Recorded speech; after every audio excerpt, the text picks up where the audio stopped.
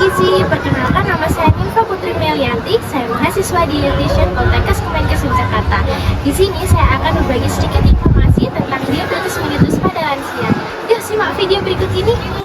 Nah, DM sendiri adalah suatu kumpulan gejala yang ditandai oleh adanya kadar glukosa darah yang tinggi atau hiperglikemi yang disebabkan oleh kekurangan hormon pengatur kadar glukosa atau insulin.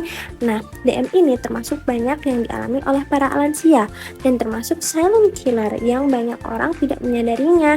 Nah, gejalanya apa sih? Di gejalanya ada sering lapar, sering haus, sering buang air kecil terutama pada malam hari, penglihatan kabur, kelelahan, luka yang lama sembuh, tingling atau mati rasa pada tangan atau kaki. Nah, berapa kadar gula darah yang bisa dikatakan diabetes? Yaitu jika gula darah sewaktu di atas atau lebih dari 200 mg per desiliter dan gula darah puasa di atas 126.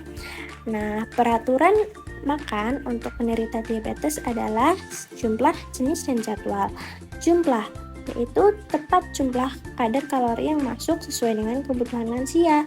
Kebutuhan lansia dapat dihitung dari berat badan, tinggi badan, umur, jenis kelamin, faktor stres, dan faktor aktivitas.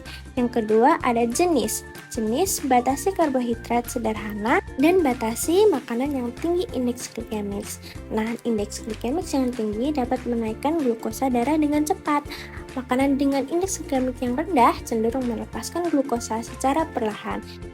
Makanya baik untuk mengontrol kadar gula darah bagi penderita diabetes. Nah, contohnya ada di sayuran dan buah-buahan dengan proses masak yang minim.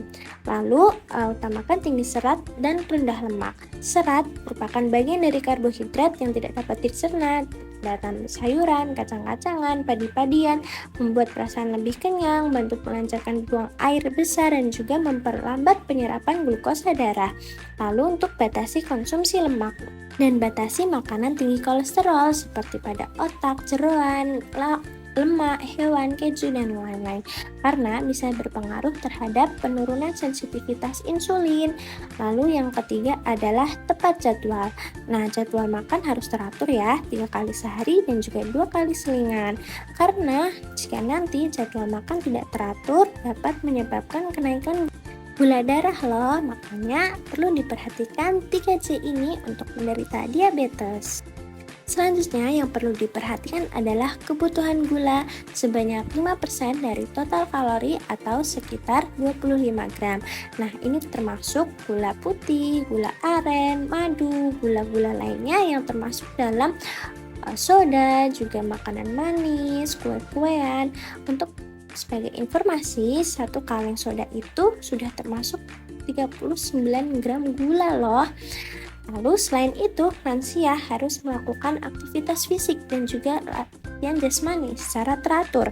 Lansia dengan DM harus aktif sehari-hari walaupun ringan.